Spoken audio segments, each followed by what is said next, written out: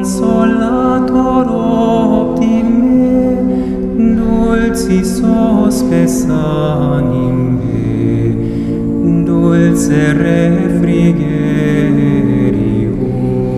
In labore requiem. Hola a todo el mundo, mi nombre es Juan Manuel. Bienvenidos, esto es La Razón de Nuestra Esperanza. Estamos haciendo un recorrido hacia conocer la fe católica bien, a profundidad, y para ello partimos de la pregunta más inmediata, que es la pregunta por el propio ser. ¿Quiénes somos? Pues así concluimos que el ser humano es un ser libre, que tiene una libertad y una voluntad infinita, pero en ello nos chocamos con la aparente finitud de la existencia, con la muerte, ¿cierto? De modo que decidimos darle la vuelta a esa indagación, preguntarnos por la causa de la libertad más que por sus consecuencias, con su para qué. Y para indagar sobre esto, decidimos hacer una pausa para equiparnos correctamente en términos epistemológicos, para estar bien equipados epistemológicamente. De modo que concluimos que el ser humano conoce lo que conoce por medio de la vía empírica del conocimiento sensible, con la que conocemos todo lo que tiene color, olor, sabor, lo que tiene masa, volumen, lo que ocupa un espacio, lo que ocupa tiempo. Y también tenemos una vía de conocimiento racional por medio de la que conocemos las esencias o el ser de las cosas, y también operamos silogismos o las matemáticas, ¿cierto? También nos dimos cuenta de que la verdad existe, de que la verdad no es relativa, sino que es absoluta, y que no es subjetiva, sino que es objetiva. Luego de ello, en el video anterior, nos pusimos a indagar sobre las causas de nuestra libertad y la causa de nosotros mismos. Ello nos llevó a pensar y a darnos cuenta de que existe una causa no causada, que existe además un ser necesario, que existe un motor inmóvil, y también vimos que este ser, esta causa no causada, motor inmóvil, ser necesario, es sobrenatural. Sin embargo, con esto agotamos lo que nuestra razón puede conocer. Si eres nuevo en el canal, te invito a que te suscribas y a que vayas a ver los videos que ya he hecho, en los cuales podrás ver mucho más a fondo cada una de estas cosas por las cuales ya hemos pasado, para que entiendas en mayor detalle lo que sigue de aquí en adelante. Y si te está gustando lo que ves, por favor dale me gusta al video y déjanos un comentario. Entonces, hay una causa no causada, una causa primera, un ser necesario, un motor inmóvil, y es sobrenatural. Y hasta ahí llega el conocimiento racional. La razón nos permite conocer la existencia de lo sobrenatural, pero nos dábamos cuenta de que quedábamos contra una puerta que se abre del otro lado y que está cerrada. Y ante la pregunta de si podemos conocer lo que está del otro lado de una puerta que se abre del otro lado y que está cerrada, la respuesta es que sí podemos. Se necesita que alguien que esté del otro lado la abra, pase hacia nuestro lado y nos revele, nos diga lo que hay del otro lado. Dicho de esta forma, solo podemos conocer la realidad sobrenatural si ésta se nos es revelada. Por lo que debemos preguntarnos, ¿será que lo sobrenatural nos ha sido revelado? Indagar sobre la revelación es indagar sobre todo el fenómeno religioso de la humanidad.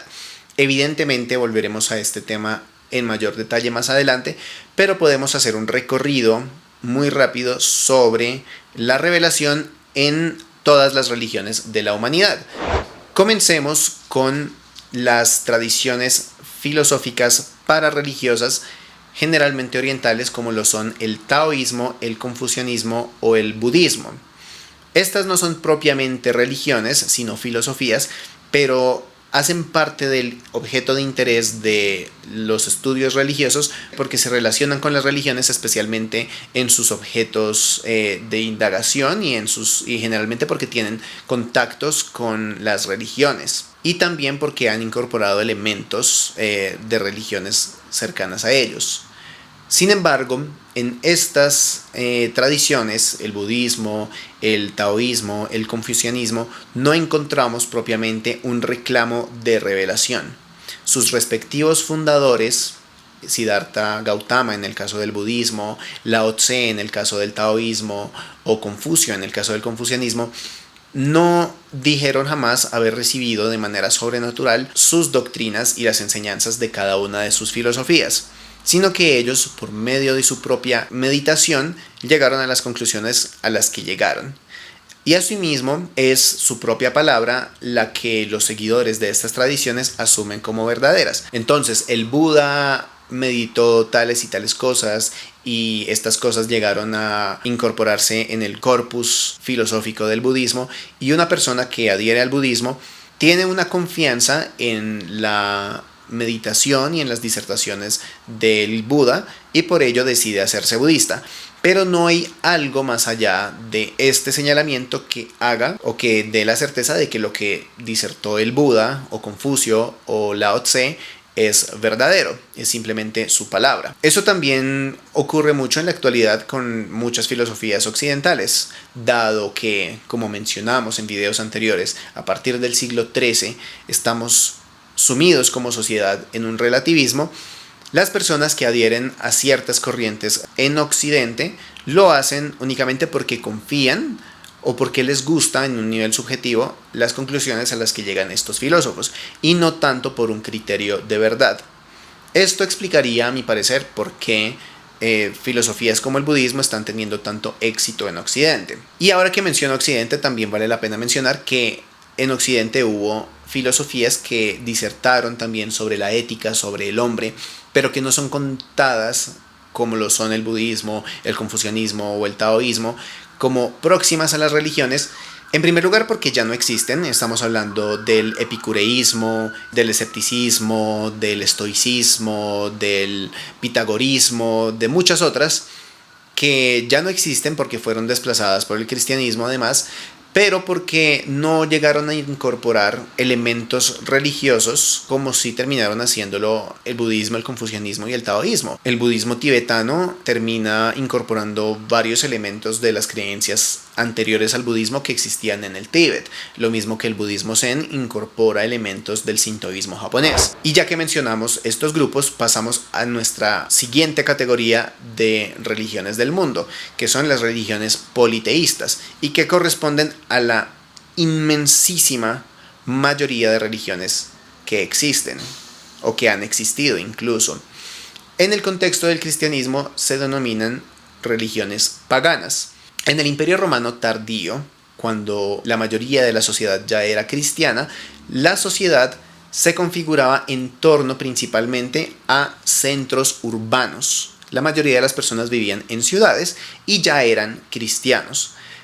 Las zonas rurales, denominadas pagi, en singular pagus, seguían manteniendo las creencias griegas y romanas anteriores al cristianismo, de modo que las personas que vivían en ellas, los campesinos, denominados paganos, conservaban estas creencias. Por eso se denominan paganas a las creencias que no son cristianas. No es un término necesariamente peyorativo. A mí me gusta mucho Aristóteles u Homero, por ejemplo, y ambos son paganos. Es la forma en la que dentro del cristianismo nos referimos a las religiones politeístas. ¿Cómo funciona la revelación, la idea de revelación en estas religiones? Básicamente, tenemos un relato muy anterior a los primeros registros que se tienen de él. Por ejemplo, Homero es muy posterior a las cosas que él narra, lo mismo que Hesíodo.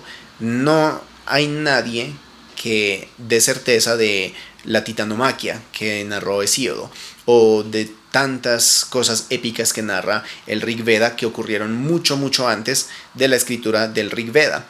Y esto en culturas que tienen escritura, pero en las culturas ágrafas estamos hablando de un periodo divino en el cual la divinidad estaba relativamente cerca al ser humano, pero es un periodo muy antiguo que nadie puede datar, que se perdió en el pasado, del cual no tenemos absolutamente ningún tipo de certeza más allá de la tradición de cada uno de los pueblos.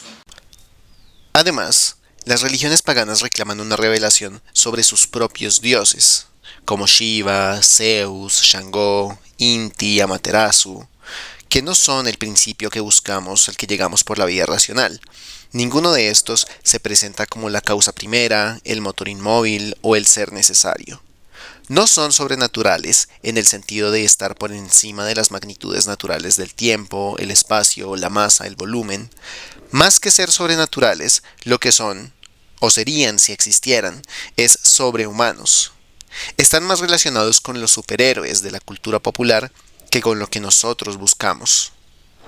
Pasamos ahora a las religiones monoteístas, que son básicamente tres: el Islam, el judaísmo y el cristianismo. En el Islam encontramos que la revelación consta del libro sagrado del Corán, el cual fue dictado básicamente por el ángel Gabriel a Mahoma, y luego se pone por escrito y se compila luego de la muerte de Mahoma. Sin embargo, no tenemos mayor certeza de que la revelación de Mahoma sea verdadera más allá de su propia palabra. La palabra de un profeta que no realizó ningún milagro más allá de la escritura del Corán mismo, y encontramos básicamente ciertos errores internos en el Corán. El Corán pretende estar en consonancia con los profetas del Antiguo Testamento, con Moisés, con Elías, con Isaías, pero resulta ser bastante rupturista con cosas que los judíos y que los cristianos creían. Y todas estas cosas dan para pensar que no es una revelación auténtica, sino que es algo que inventó el propio Mahoma. Cuando hablamos de la revelación del judaísmo, en general está toda contenida dentro del cristianismo, porque los judíos modernos no consideran tener mayor revelación después de Cristo, básicamente, o incluso ellos van a considerar que antes de Cristo. Entonces pasemos a considerar la revelación del cristianismo, porque es en este punto donde decimos: sí, Dios se ha revelado. Este ser sobrenatural que hemos identificado como la causa primera, la causa no causada, el ser necesario, el motor inmóvil, el ser que da el ser a todo el ser y que llamamos Dios, se ha revelado a los seres humanos. Y lo siguiente que haremos en la razón de nuestra esperanza es indagar sobre esa revelación, seguirla a modo de catequesis. Entonces, en el cristianismo, a diferencia del Islam, de las religiones paganas, la revelación se encuentra en una serie de hechos que tienen su plenitud en un hecho muy importante, muy particular, que es la pasión, la muerte y la resurrección de Jesucristo, que a diferencia de las demás religiones es un hecho contemporáneo a los registros que de él tenemos, que son las fuentes por las cuales lo conocemos. Entonces, ¿existió realmente Jesucristo? Ninguna persona seria en el siglo XXI pone en duda que existió en Judea, en el siglo I, un hombre llamado Jesús de Nazaret, del cual se puede afirmar que fue bautizado por Juan el Bautista y que fue crucificado por Poncio Pilato. Los ámbitos en los que se pone en duda la existencia de Jesucristo están completamente fuera del marco académico y se limitan a ateos trolls de internet que sencillamente quieren llamar la atención. Pero es un consenso académico la existencia de Jesús de Nazaret. ¿Y cómo conocemos a este personaje histórico? La fuente principal respecto a la existencia de Jesús es ciertamente el Nuevo Testamento, una recopilación de libros sobre su persona. 5 autores del Nuevo Testamento conocieron a Jesucristo personalmente y escribieron 10 de los 27 libros que componen el Nuevo Testamento. Estas serían fuentes primarias de la historicidad de Jesús. Los otros 17 libros son fuentes secundarias, que siguen siendo muy cercanas, y a esto se suman muchísimas otras fuentes cristianas posteriores. Fuera del Nuevo Testamento y del entorno cristiano, el historiador judío Flavio Josefo menciona a Jesús en 2 pasajes de su obra Antigüedades Judías. Es cierto que la autenticidad de algunos fragmentos de los pasajes está en disputa, los que están entre llaves. Pero la idea más consensuada es que de todas formas la mención de Jesús es auténtica. Y es mucho menos disputada también la mención que de Jesús y de su crucifixión hace el historiador romano Tácito. Este testimonio es muy importante porque no solo no es cristiano, sino que es anticristiano. Tácito está en contra de los cristianos. Está hablando de la persecución hacia los cristianos que surgió precisamente por un incendio en Roma. Y en él se refiere a los cristianos como una clase aborrecida por sus abominaciones a quien Nerón perseguía, y dice que fue fundada por un tal Cresto, quien fue crucificado por Poncio Pilato. Y alguien podrá decir que estas siguen siendo pocas fuentes para una persona como Jesucristo, de quien se dicen las cosas como las que se dicen de Jesucristo. Sin embargo, tal vez estamos muy metidos en el mundo actual, en el que tenemos prensa escrita de circulación diaria, tenemos radio, tenemos televisión y pues tenemos internet. Y básicamente todo lo que pasa en el mundo, por pequeño que sea, queda registrado y accedemos a ello con tocar una pantalla. Sin embargo, en el mundo antiguo, los materiales de escritura eran muy caros y era muy difícil escribir, por lo que realmente eran bastante poco lo que se escribía. Los registros históricos se ponían por escrito cuando eran historia, y normalmente uno no sabe que está haciendo historia cuando hace historia, de modo que una cosa podía ocurrir y se ponía por escrito por primera vez luego de 70 o 100 años. Así, la mayor parte de la historia y de los personajes que conocemos, los conocemos de segundas o incluso de terceras fuentes. Las cosas de primera mano muchas veces se perdieron. En contraste, y para esos estándares, la evidencia que tenemos sobre la historicidad de Jesucristo es altísima. Casi que podríamos afirmar que si Jesucristo no existió, entonces ningún otro personaje antiguo existió. Y a esto se suma el hecho de que los libros del Antiguo Testamento tienen más copias que muchas de las obras del mundo antiguo, que cualquier obra del corpus griego o romano. De modo que es muy poco probable que hayan sido alteradas, porque de haberlo sido, entonces cualquier otra obra judía o griega pues también podía haber sido alterada bajo esos mismos estándares. Entonces, establecida la historicidad de Jesús de Nazaret, preguntémonos ahora, ¿quién fue él?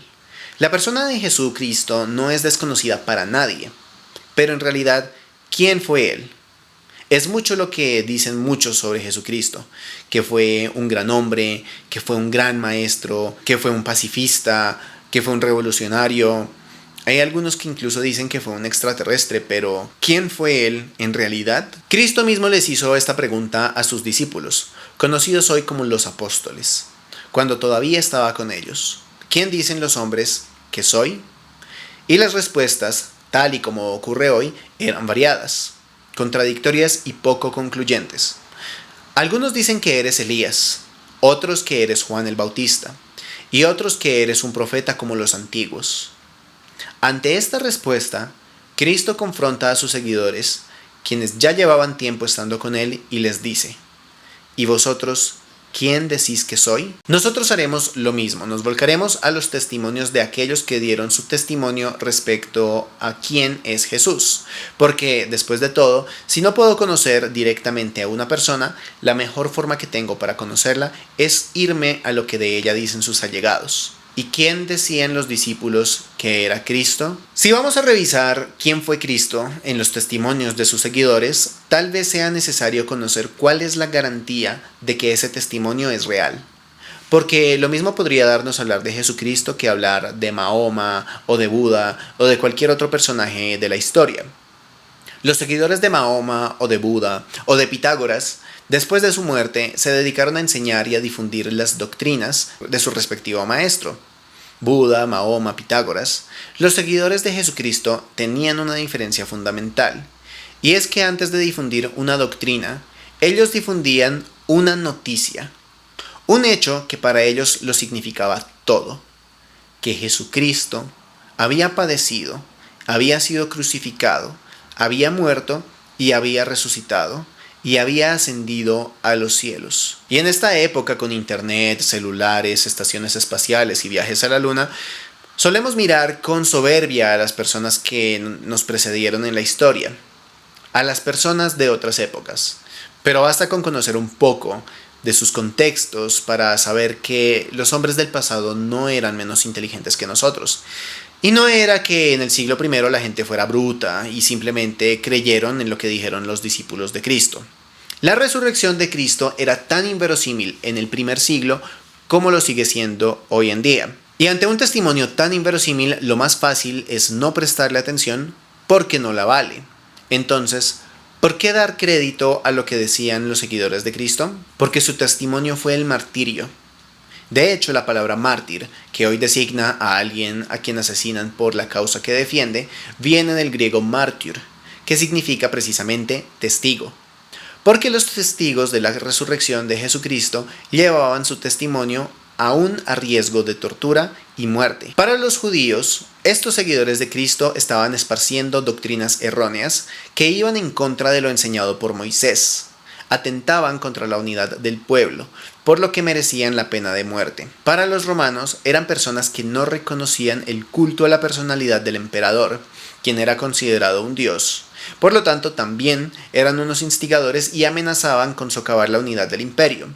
Así, primero los unos y luego los otros comenzaron a perseguir bajo penas de muerte a los cristianos. Los apóstoles y decenas de otros testigos de la resurrección podían conservar su vida y su posición en la sociedad si afirmaban públicamente lo que la mayoría habría asumido como lo más obvio, que su maestro no había resucitado.